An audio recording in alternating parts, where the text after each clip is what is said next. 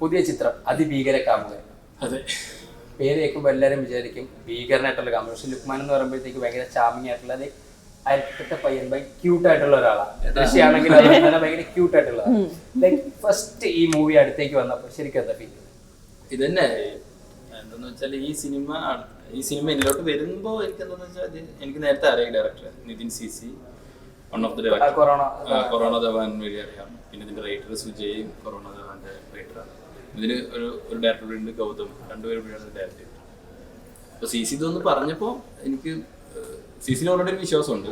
അതാണ് ഒന്നാമത്തെ കാര്യം. രണ്ടാമത്തെ കാര്യം, ഒരു ത്രൂ ഔട്ട് റൊമാൻറ്റിക് മൂവി ഞാൻ ചെയ്തിട്ടില്ല ത്രൂ ഔട്ട്.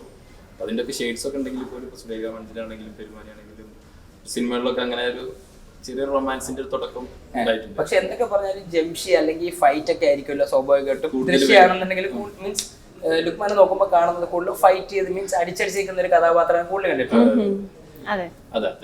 അത് മാറ്റി ചെയ്യാം. അതെനിക്ക് ഭയങ്കര ഇഷ്ടം. അതാണ് എനിക്ക് ഇഷ്ടം. ഇതൊന്നും ആളുകൾക്കും എല്ലാവർക്കും ഇഷ്ടം. ഫാൻസിനെ കാണാൻ ആഗ്രഹിക്കുന്നത് അങ്ങനെ ഒരു അടിപിടി ലുക്മാനാണ് ആഗ്രഹം. എനിക്കും വേണ്ട ഒരു പ്രണയമൊക്കെ അടിപൊളിയാണെങ്കിലും എനിക്കത് ഇഷ്ടം മനസ്സിലായി. അപ്പോ ദൃശ്യക്ക് എന്താണ് തോന്നുന്നത്? എനിക്ക് ആക്ച്വലി ഈ സ്റ്റോറി സുജയ് ചേട്ടനും നിതിൻ ചേട്ടനും കൂടിയിട്ട് നറേറ്റ് ചെയ്യാൻ വേണ്ടി എൻ്റെ വീട്ടിൽ വന്നത്. അപ്പോൾ വന്ന സമയത്ത് എനിക്ക് ഈ സ്റ്റോറി ഭയങ്കര ഒരു ഡിഫറെൻ്റ് ആയിട്ടുള്ളൊരു സ്റ്റോറി ആയിട്ടൊന്നും തോന്നിയില്ല. സാധാരണ ഒരു കഥയാണ്. പക്ഷേ അവർ പറയുന്ന നറേറ്റ് ചെയ്ത ഒരു സ്റ്റൈൽ എനിക്ക് ഭയങ്കരമായിട്ട് ഇഷ്ടപ്പെട്ടു. എനിക്കങ്ങനെ ലൈക്ക് എവിടെയും ഒന്നും ഡൈവേർട്ടായി പോവാണ്ട് ത്രൂ ഔട്ട് എനിക്ക് ആ സ്റ്റോറി കേട്ടിരിക്കാൻ എനിക്ക് പറ്റി. വീട്ടുകാർക്കും അതെ, ദേ വർ ലൈക്ക് റിയലി ഇംപ്രസ്ഡ്. അപ്പോൾ ഇറ്റ്സ് എ ഗുഡ് തിങ് എന്ന് തോന്നി. ഇപ്പം ഞാനൊരു ബ്രേക്ക് എടുത്ത് ചെയ്യുന്ന ഒരു സിനിമയും കൂടി ആകുമ്പോൾ അധികം റിസ്ക് ഫാക്ടേഴ്സ് ഇല്ലാത്തൊരു മൂവി ആയിട്ട് സേഫ് സോൺ ആണ്. അല്ല, ഇതിൽ ഇച്ചിരി ഒരു റിസ്ക് ഫാക്ടർ ഉണ്ട്. അത് സിനിമ കണ്ടു കഴിയുമ്പോൾ ആൾക്കാർക്ക് മനസ്സിലാവും. പിന്നെ നമ്മൾ സ്വാഭാവികമായിട്ടും നമ്മളെല്ലാവരും ഒരു യൂത്തായി നിൽക്കുന്നത് കൊണ്ട് തന്നെ എപ്പോഴും കോളേജ് ഇഷ്ടപ്പെടുന്ന ആൾക്കാരായിരിക്കും. നമ്മുടെ ഈ സിനിമയ്ക്കുള്ളിലും കോളേജ് ഒരു കഥാപാത്രമാണ് നമുക്ക് വേണമെങ്കിൽ പറയാം. ശരിക്കും റിയൽ ലൈഫിലെ കോളേജ് ഇൻസിഡൻസിനൊക്കെ ഓർമ്മ വന്നു ശരിക്കും ഇത് അഭിനയിക്കുന്ന സമയത്ത്? കുറെയൊക്കെ.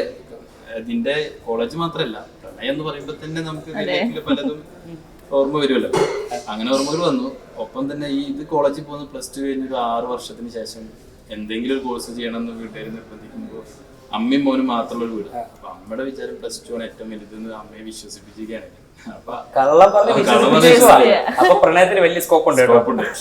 പിന്നെ അങ്ങനെ എന്തെങ്കിലും കോഴ്സ് ജോലിക്ക് എന്തെങ്കിലും കോഴ്സ് വേണമെന്ന് പറയുമ്പോൾ അമ്മ നിർബന്ധിക്കുമ്പോൾ പോണതാണ് കോളേജ്.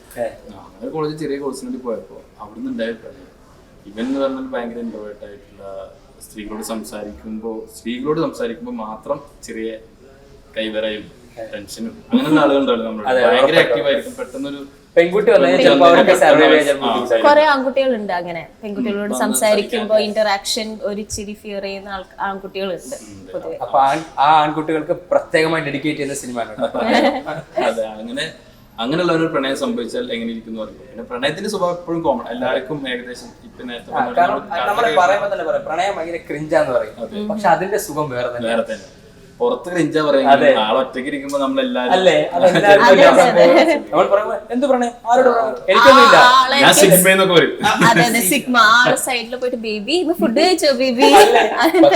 ആൾക്കാർക്ക് അംഗീകരിക്കാൻ ഒരു മടിയുണ്ട്. കാരണം ആൾക്ക് പുറമേ നോക്കുമ്പോ ആൾക്കാർ അത് എങ്ങനെ നോക്കിക്കാണുന്നുള്ള ടെൻഷൻ വെച്ചിട്ടാണ് അവർ അങ്ങനെ പെരുമാറുന്നത്. അങ്ങനെ തോന്നിയിട്ടില്ല? അതെ, അത് തന്നെ ആളുകൾ കളിയാക്കും.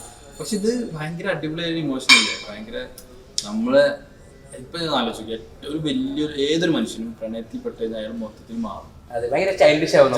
വലിയൊരു ഗുണ്ട, ഈ നഗരം വിറപ്പിക്കുന്ന ഒരു ഗുണ്ട ഭയങ്കരമായ ഒരു പ്രണയത്തിൽ മീശൊക്കെ പിടിച്ച്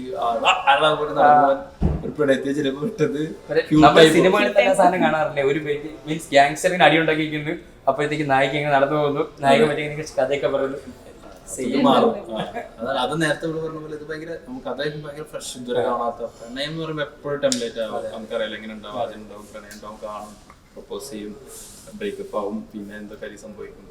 അതൊക്കെ തന്നെയാണ് അതിന്റെ ഒക്കെ തന്നെ മീറ്ററിൽ തന്നെയാണ് പോകുന്നത്. പക്ഷെ ഇതിൽ അതല്ലാത്ത കുറച്ച് വേറെ ഇമോഷണൽ പരിപാടികളൊക്കെ ഉണ്ട്.